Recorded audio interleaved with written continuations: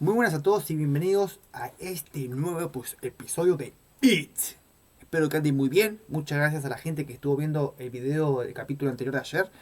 Eh, Se subió como casi 80 vistas en menos de 24 horas. Para mí es un avance, es una gloria. Así que muchas gracias a la gente que estuvo viendo. Gracias a la gente que le dio like. Y muchas gracias a la gente que se está suscribiendo, porque eso es lo que me ayuda a alcanzar más personas. Dicho lo dicho, vamos a ver cómo continúa esta historia.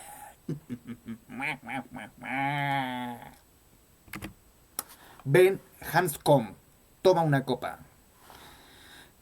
Si uno hubiera querido, en esa noche del 28 de mayo de 1985, encontrarse con el hombre al que la revista Time consideraba tal vez la mayor promesa entre los jóvenes arquitectos norteamericanos, los jóvenes turcos y la conservación de la energía urbana. Times, 15 de octubre de 1984.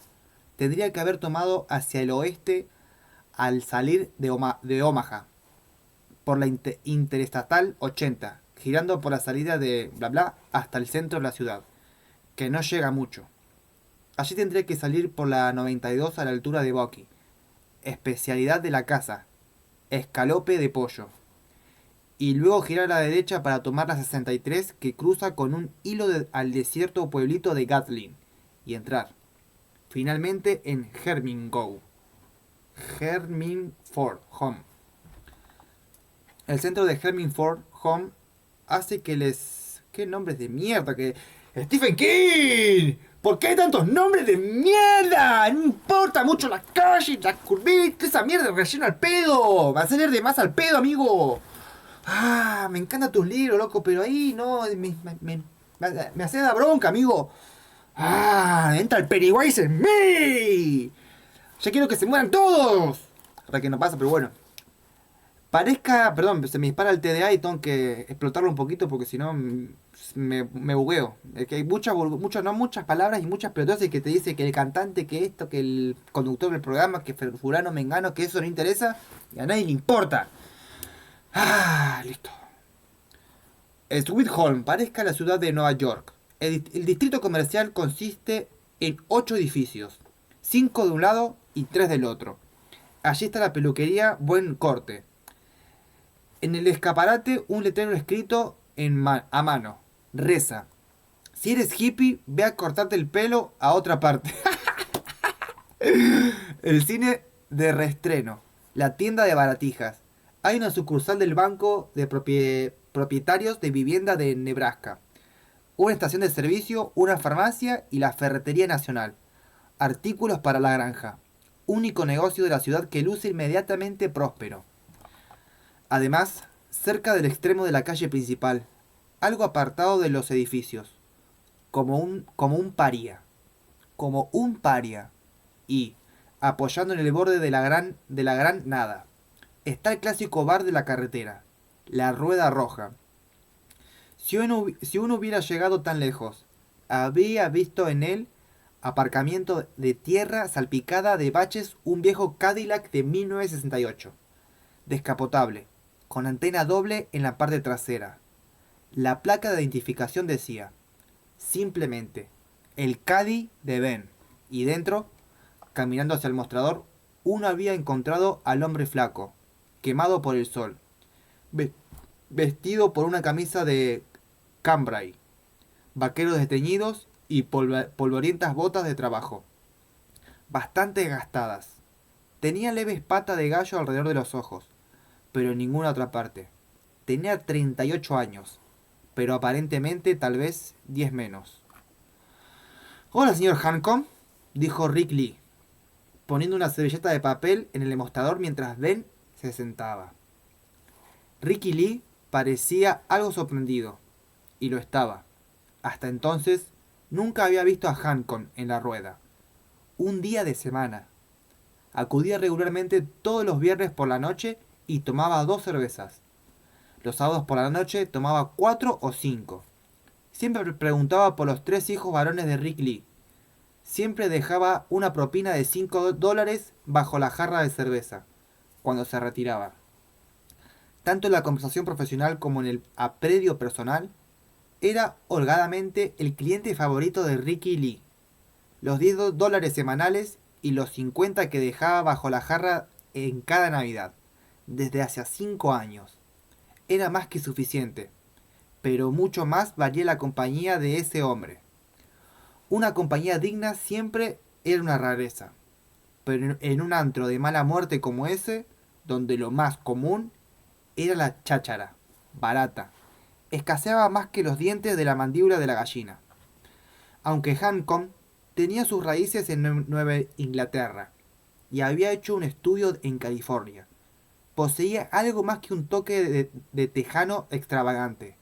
Ricky Lee esperaba siempre la llegada de Ben Hancom los viernes y sábados por la noche, porque había aprendido, con el correr de los años, que podía contar con su presencia allí. El señor Hancom podía estar construyendo un rascacielos en Nueva York, donde ya tenía 3 edificios que había dado mucho que hablar. Una galería de arte en Redondo Beach, una galería comercial en Salt Lake City. Pero llegado el viernes por la noche, la puerta que daba al aparcamiento se abriría, entre las 8 y las 9:30, para darle paso, como si viviera apenas al otro lado de la ciudad, y hubiera decidido pasar por allí porque no había nada en la tele. Tenía avión propio y un aeródromo particular en su granja de Yonkins. 2 años antes, había estado en Londres diseñando y dirigiendo la construcción del nuevo centro de comunicaciones de la BBC, edificio que aún provocaba acaloradas discusiones en la prensa británica. The Guardian, el más bello quizás entre los edificios construidos en Londres en los últimos 20 años. El Mirror, descontando la cara de mi suegra después de una pelea en el bar, lo más feo que he visto en mi vida. Cuando el señor Hancock aceptó ese trabajo, Ricky Lee le había pensado, bueno, algún día volveré a verlo, o tal vez se olvide completamente de nosotros. Y ciertamente, el viernes siguiente a su partida hacia Inglaterra había pasado sin que se supiera nada de él, aunque Ricky Lee levantaba involuntariamente la mirada cada vez que se abría la puerta, entre las 8 y las 9:30. Bueno, alguna vez volveré a verlo. Quizás. Alguna vez resultó ser la noche siguiente. A las 9:15 se abrió la puerta y Ben entró, con sus vaqueros, una remera y sus viejas botas de correa, como si viniera apenas desde el otro lado de la ciudad. Y cuando Ricky le gritó, casi con júbilo, «¡Señor Hancom! ¡Dios sagrado! ¿Qué está haciendo aquí?» El señor Hancom había puesto cara de leve sorpresa, como si no hubiera nada de raro en el hecho de que él estuviera allí. Tampoco había sido la única vez que apareció todos los sábados durante los 2 años que le llevó terminar su parte activa en el trabajo de la BBC. Me perdí. Salía de Londres Bueno, salía de Londres cada sábado por la mañana, a las 11, en el Concorde. Explicaba el fascinado Ricky Lee. Y llegaba al aeropuerto Kennedy de Nueva York a las 10:15 de la mañana, 45 minutos antes de haber salido de Londres. A menos según el reloj. Por Dios, es como viajar en el tiempo, ¿no?, había comentado Ricky, impresionado. Una limusina lo esperaba para llevarlo al aeropuerto de Teterboro, en Nueva Jersey. Viaje que habitualmente consumía menos de una hora los sábados por la mañana. Sin mayores problemas, podía estar en la cabina del Sur Lee antes del mediodía. Aterrizaba en Yonkins a eso de las 2:30. Si uno iba hacia el oeste a la debida velocidad, contaba a Ricky. El día parecía durar una eternidad. Dormía una siesta de 2 horas, pasaba una hora más con su capataz y media con su secretaria. Después de la cena, iba a pasar una hora y media en la rueda roja. Siempre llegaba solo, siempre se sentaba en la barra y siempre se marchaba tal como había venido. Aunque bien sabía Dios que en esa parte de Nebraska Había muchas mujeres que habrían dado cualquier cosa por follar con él, hasta dejarlo seco. De regreso en su granja, después de dormir 6 horas, el proceso se invertía. Ricky nunca había dejado de impresionar a un parroquiano contándole esa historia. A lo mejor es gay, había sugerido una mujer. Cierta vez, Ricky le echó una breve mirada apreciando su cuidadoso peinado, sus ropas hechas a medida, sin duda por diseñadores finos, sus pendientes de brillantes, la expresión de sus ojos y comprendió que venía del este, probablemente de Nueva York, para hacer una breve y obligatoria vista a un pariente, tal vez a una antigua compañera de estudios, y no veía la hora de regresar. No, había contestado. El señor Hancon no era ningún marica. Ella había sacado un paquete de cigarrillos para ponerse uno entre los labios. Rojos, lustrosos, a la espera de que él se lo encendiera. ¿Cómo lo sabe? Había preguntado, con una sonrisita. Pues lo sé, había contestado él. Y así era, pensó decirle. Creo que es el hombre más solitario que he visto en mi vida. Pero no iba a decir una cosa así a esa neoyorquina, que lo miraba como si fuera un ejemplar raro y divertido. Esa noche, el señor Hancon parecía algo pálido, algo distraído. Hola, Ricky, le dijo sentándose. Después se dedicó a estudiarse las manos.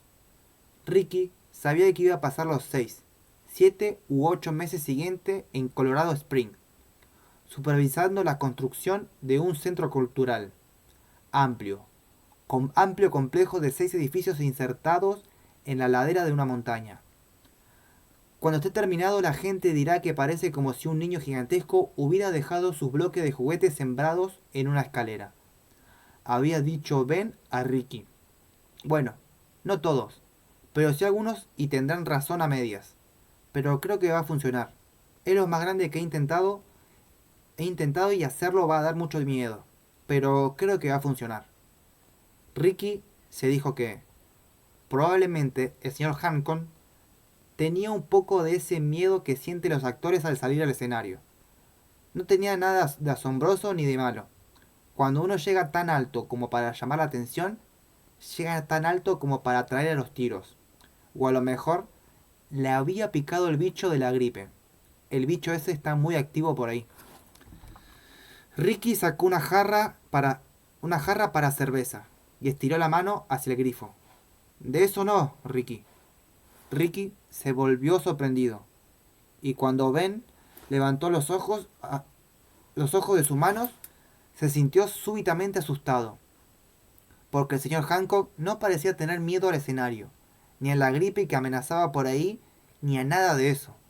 Parecía haber recibido un golpe terrible, como si aún estuviera tratando de entender qué diablos le había caído encima. Murió alguien, aunque no se ha casado. Todo el mundo tiene familia. Seguro que alguien la palmó en la suya. Es eso. Tan seguro como que la mierda baja del retrete. Alguien echó una moneda en el tocadisco automático. Y Barbara Mandrell comenzó a cantar algo sobre un hombre ebrio y una mujer solitaria. ¿Se siente bien, señor Hancon? Ben, Hancon miró a Ricky con los ojos que de pronto parecían 10. No 20 años más viejos que el resto de su cara.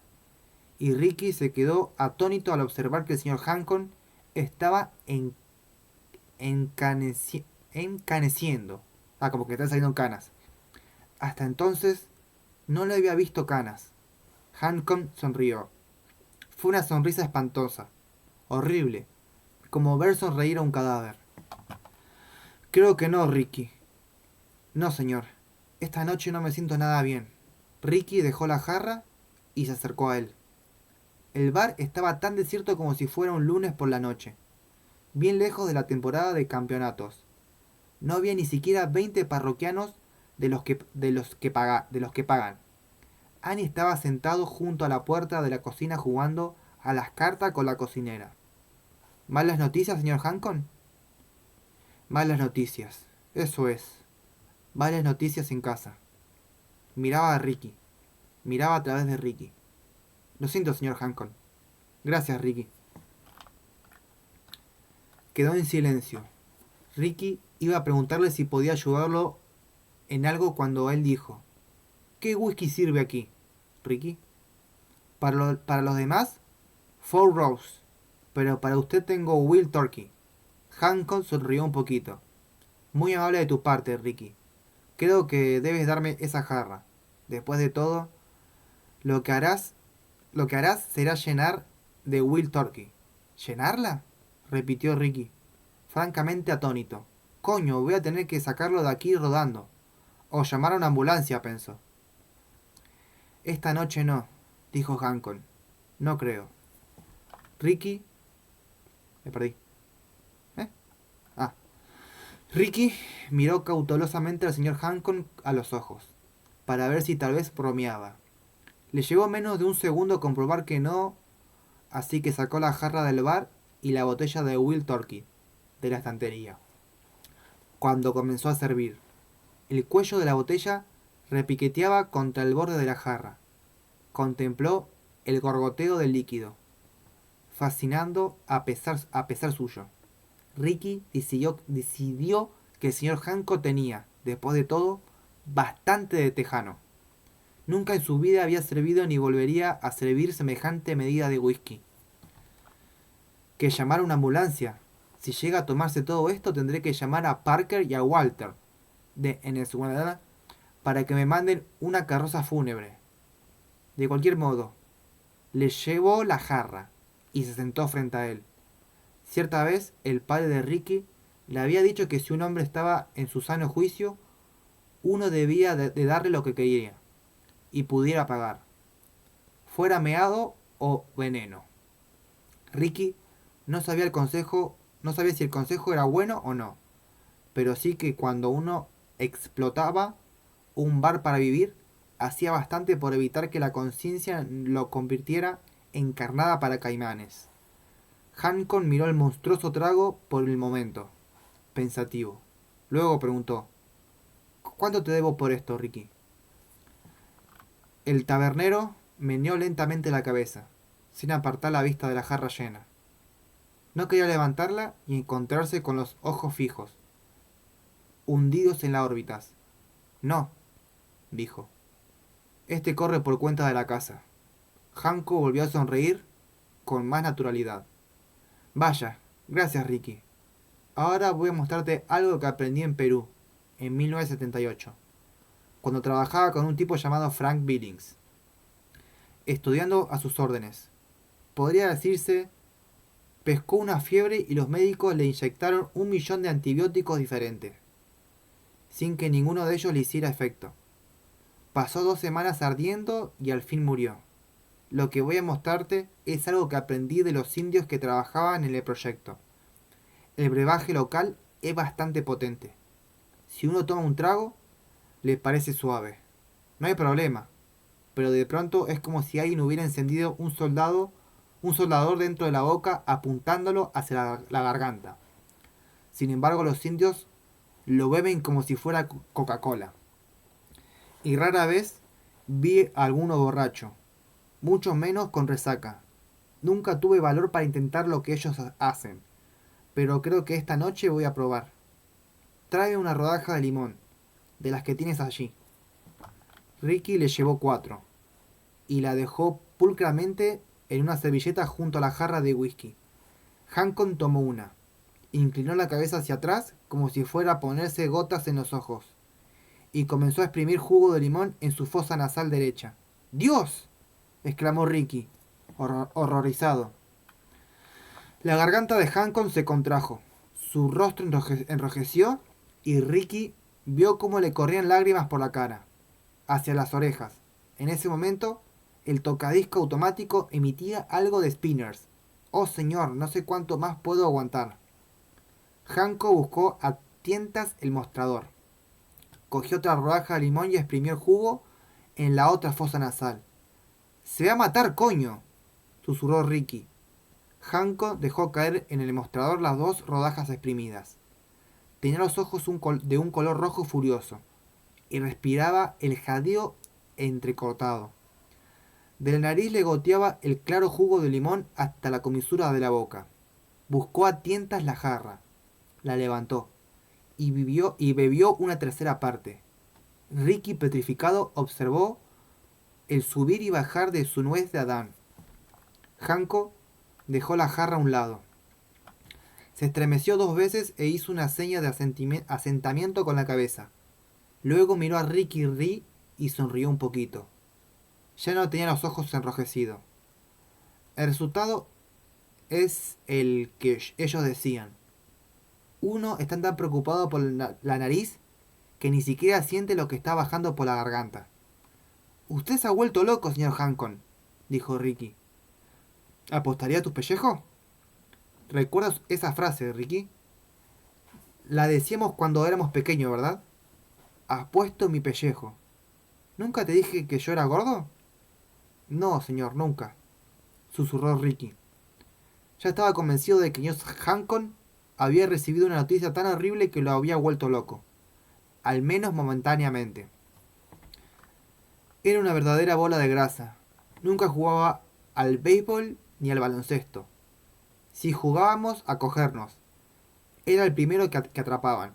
Vivían tropezando conmigo mismo. Era gordo, ya lo creo. Y en mi ciudad natal había unos tipos que tomaban siempre conmigo.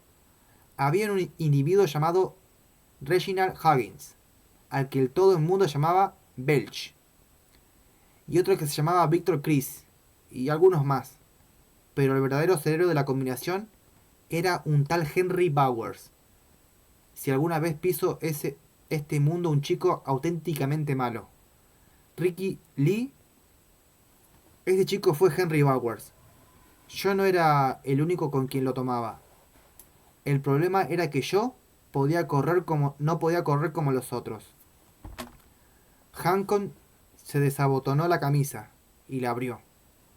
Al inclinarse hacia adelante, Ricky Lee vio una rara cicatriz retorcida en el vientre del señor Hancon, por encima del ombligo, blanca y fruncida, y vieja. Era una letra. Alguien había dibujado a tajos la letra H en el vientre de ese hombre, probablemente mucho antes de que fuera un hombre. Eso me lo hizo Henry Bowers, hace unos 1000 años, y puedo considerarme afortunado de no llevarme todo su nombre grabado aquí. Señor Hancon. Hancon tomó las otras 2 rodajas de limón, una en cada mano, inclinó la cabeza hacia atrás y la exprimió como si fueran gotas nasales. Con un estremecimiento desquiciante, la dejó a un lado y bebió 2 grandes tragos de la jarra. Volvió a estremecerse. ¿Un trago más? Y luego buscó a tientas el borde acolchado del mostrador, con los ojos cerrados. Por un momento se cogió a él como si fuese en un velero, y se estuviese aferrando a la barandilla para buscar apoyo en mar picada. Por fin volvió a abrir los ojos y sonrió al tabernero. Podría pasar toda la noche montando en este toro, dijo. Señor Hancock, me haría un favor si dejara de hacer eso, dijo Ricky, nervioso. Annie se acercó al lugar de las camareras con una bandeja y pidió un par de cervezas. Ricky la puso y se la llevó. Sentía las piernas como de goma. ¿El señor Hancon está bien?, preguntó Annie. Estaba mirando por encima del hombro de su patrón, que se volvió para seguir la dirección de su mirada. Hanco, inclinando sobre la barra, escogía algunas rodajas de limón tomándola de la bandeja de donde Ricky tenía los ingredientes para dar sabor a las bebidas. No lo sé, dijo. Me parece que no. Bueno, deja de rascarte el culo y haz algo. Annie, como casi todas las mujeres, tenía predilección por Ben. No sé. Mi padre siempre decía que cuando un hombre está en sus cabales y pide... Tu padre tenía menos cabeza que una ardilla, aseguró Annie. Olvídate de lo que decía tu padre. Tienes que detenerlo, Ricky. Se puede matar. Recibidas las órdenes, Ricky se acercó nuevamente a Ben. Señor Hancon, Me parece que en realidad ya ha tomado bastante. Hancon echó la cabeza hacia atrás, exprimió, es, esa vez aspiró el jugo de limón como si fuera cocaína. Tragó el whisky como si fuera agua. Y miró a Ricky solemnemente. Bingo banga. Vi a todas las bandas bailando en la sala de mi casa, dijo. Y se echó a reír. En la jarra solo quedaba aproximadamente un dedo de whisky. Sí, ya basta, aseguró Ricky, alargando la mano hacia la jarra. Hancon lo apartó suavemente. El daño ya está hecho, Ricky, dijo. El daño ya está hecho, viejo. Señor Hancon, por favor. Tengo algo para tus chicos, Ricky. Casi lo olvido. Llevaba puesto un chaleco descolorido y sacó algo de uno de su bolsillo. Ricky, lee, oyó un tintineo apagado. Mi padre murió cuando yo tenía 4 años, dijo el cliente. No había en su voz la menor gangosidad. Dejó unas cuantas deudas y... esto. Quiero que se lo des a tus chicos, Ricky. Y puso $3 de plata en el mostrador, donde centellaron bajo las luces suaves. Ricky contuvo la respiración. Es muy amable, señor Hancon, pero no puedo... Había 4, pero le di uno de ellos a Bill del Tartajas, y a los otros. Billy Denbrook. Así se llamaba en realidad. Nosotros le llamamos Bill el Tartajas. Así como decíamos, apuesto mi pellejo. Era uno de los mejores amigos que he tenido en mi vida. Y he tenido unos cuantos, ¿sabes? Aún gordo como era. Tenía unos cuantos amigos. Bill el Tartajas es ahora un escritor. Ricky Lee apenas lo escuchaba. Estaba mirando fascinado en los dólares de plata. 1921, 1923 y 1924. Solo Dios sabía cuánto podía valer. Como por el peso en plata pura. Bueno, Billy Tartajas es hermano de Georgie, el hermano mayor. No puedo aceptarlo, repitió. Pero yo insisto en que lo aceptes. El señor Hancon tomó la jarra y la vació por completo. Por entonces, ya debería haber estado en el suelo. Pero sus ojos no se apartaban de los de Ricky. Estaban acuosos y muy inyectados en sangre. Pero Ricky había jurado sobre un montón de Biblias que también estaba sobrio. Me está asustando un poco, señor Hancon, dijo Ricky. 2 años antes, en Graham Harold, borracho de cierta reputación en la zona, había entrado en la rueda roja, con un cilindro de monedas de 25 y un billete de dólares metido en la cinta del sombrero. Entregó las monedas a Annie como instrucciones de ponerlas de a 4 en el tocadisco automático. Luego puso los $20 en el mostrador e indicó a Ricky que sirviera una copa a todos los presentes. Ese borracho, ese tal Graham Harold, había sido mucho antes una estrella del baloncesto que jugaba en los Carneros de Hemmingford. Por primera vez y probablemente por última vez, había llevado a su equipo al primer puesto de la Liga Nacional de Institución en 1961. Ante el joven parecía abrirse un futuro casi sin límites, pero había abandonado la universidad en el primer semestre, víctima de la bebida, las drogas y las fiestas interminables. Volvió a su casa. Destrozó el descapotable amarillo de su padre, la había regalado por su graduación y consiguió trabajo como jefe de vendedores en el negocio de su padre, que era el representante de John Deere. Pasaron 5 años. El padre no se decidía a despedirlo, de modo que acabó por vender el negocio y se retiró a Arizona, perseguido y envejecido antes de tiempo, por la inexplicable y al parecer irreversible degeneración de su hijo, mientras el negocio era de su padre y podía fingir, siquiera que trabajaba. Arnold hizo algún esfuerzo por moderarse por la bebida. Después se dejó ganar por completo. A veces se ponía peligroso. Pero la noche que apareció con las monedas e invitó a todos los presentes, estaba más dulce que un caramelo. Todo el mundo le dio las gracias como amabilidad. Annie pasaba las canciones de Moe Bandy porque Graham Harold le gustaba el viejo Moe, sentado en la barra en el mismo taburete que ocupaba el señor Hancon en ese momento. Notó Ricky con creciente intranquilidad. Bebió 3 o 4 whisky con bitter, cantando el compás del disco, sin causar problemas. Cuando Ricky cerró la rueda, él volvió a su casa y se colgó de su cinturón en una viga en la planta alta. Regan Harold tenía los mismos ojos que Ben aquella noche. ¿Así que estoy asustando un poco? Preguntó Hancon, sin apartar la vista de la jarra, y cruzó pulcramente las manos frente a aquellos $3 de plata. Es probable, pero no estarán tan asustados como yo, Ricky. Pide a Dios que no te deje estar nunca tan asustado. Bueno, pero ¿qué pasa? Preguntó Ricky. A lo mejor se mojó los labios. A lo mejor puedo echarte una mano. ¿Qué pasa? Ben Hancon se echó a reír. Bueno, no mucho. Esta noche recibí una llamada de un viejo amigo, un tío llamado Mike Hanlon. Me había olvidado completamente de él, Ricky, pero eso no me asusta tanto. Después de todo, nos conocimos siendo chicos, y los chicos olvidan, ¿verdad? Por supuesto. Has puesto en mi pellejo. Lo que me asusté fue que, a medio camino hacia aquí, me di cuenta de que no solo me había olvidado de Mike, me había olvidado completamente de mi infancia. Ricky se limitó a mirarlo. No comprendía lo que ese hombre estaba diciendo, pero se veía asustado. Eso sí, nunca había duda. Parecía extraño, en Ben Hancon, pero era cierto. Te digo que me había olvidado de todo, dijo golpeando ligeramente el mostrador con sus nudillos, para dar énfasis.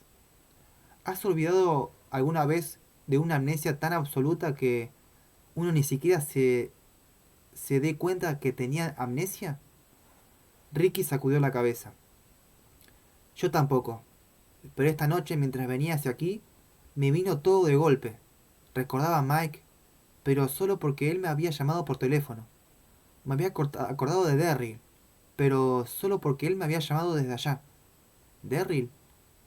Y eso era todo. Y eso era todo. Me di cuenta de que no pensaba en mi infancia desde... no sé ni siquiera desde cuándo. Y entonces, justo en ese momento, volvió todo. En un torrente, como lo que hicimos con el $1/4 de plata, por ejemplo. ¿Qué hicieron con él, señor Hancon? El ingeniero miró el reloj, y pronto bajó de su taburete. Se tambaleó un poco, apenas. Eso fue todo. No puedo permitir que se me escape el tiempo, dijo. Esta noche tengo que volar. Ricky puso inmediatamente expresión de alarma. Hancon se echó a reír. No seré yo quien pilotee el avión, esta vez no. Voy con Unity Airlines, Ricky. Ah, seguramente se le veía el alivio en la cara, pero no importaba. ¿A dónde va? Hancon aún tenía la camisa abierta. Observó pensativamente las líneas blancas, melladas, en la vieja cicatriz y comenzó a abotonarse la camisa. ¿No te lo dije, Ricky? A casa. Vuelvo a casa. Da esos dólares a tus chicos. Echó a andar hacia la puerta. Algo en su modo de caminar, hasta en la manera de tirarse de los pantalones, aterrorizó a Ricky. De pronto se parecía tanto al difunto y poco llorando Graham Harold que era como ver al fantasma. Señor Hancon, gritó alarmado. Hancon se volvió. Ricky Lee dio un rápido paso hacia atrás. Su trasero chocó con la estantería. Las copas tintinearon brevemente y las botellas se golpearon entre sí. Había dado en ese paro atrás porque de pronto tenía la seguridad de que Ben Hancon estaba muerto. Si Ben Hancon yacía muerto en algún lugar, en una zanja de un desván, tal vez en un armario, con el cinturón alrededor del cuello, y las puertas de sus costosas botas colgando a 5 centímetros del suelo. Esa cosa que estaba allí, junto al tocadisco automático, mirándolo con fijeza. Era un espectro. Fue solo un momento, pero bastó para cubrirle el acelerado corazón con una capa de hielo. Estaba seguro de ver las sillas y las mesas a través de ese hombre. ¿Qué pasa, Ricky? No, nada. Ben Hancock miraba a Ricky, con los ojos bordeados por dos medialunas, de color púrpura. Sus mejillas ardían. Tenía la nariz roja e irritada. Nada, susurró Ricky, otra vez. Pero no podía apartar la vista de esa cara. La cara de un hombre que ha muerto, hundido en el pecado. Y se yergue duro ante la humeante puerta del infierno. Yo era gordo y éramos pobres, dijo Ben Hancock. Ahora me acuerdo. Y recuerdo que alguien, una niña llamada Beverly o Bill Tartajas, me salvó la vida con $1 de plata. Me vuelvo loco de miedo por lo que pueda seguir recordando esta noche. Pero no importa, lo asustado que puede estar, porque de todos modos volverá. Todo está allí, como una gran burbuja que crece en mi mente. Y voy igual porque todo lo que he conseguido, lo que ahora tengo, se debe de algún modo a lo que hicimos entonces. Y en este mundo hay que pagar lo que se recibe. Tal vez por eso Dios nos hizo niños, para empezar cerca del suelo. Él sabe que uno debe caerse muchas veces y sangrar mucho antes de aprender esa simple lección. Se paga por lo que se recibe, se posee lo que se paga, y tarde o temprano lo que se posee vuelve a uno. ¿Volver, ¿Volverá este fin de semana? ¿Verdad? Preguntó Ricky, con los labios entumecidos. En su creciente aflicción, solo eso le servía de apoyo. Volverá este fin de semana como siempre, ¿verdad? No lo sé, dijo Hancock, con una sonrisa horrible. Esta vez estaré mucho más lejos lejos que en Londres. Señor Hancock, da esa moneda de plata a tus chicos, repitió, y se escurrió hacia la noche. ¿Qué diablos pasa? Preguntó Annie, pero Ricky no le hizo caso. Levantó la tabla divisoria de la barra y corrió a una de las ventanas que daban al aparcamiento. Vio que se encendió los faros del Caddy de Hancock. Oyó el ronroneo del motor.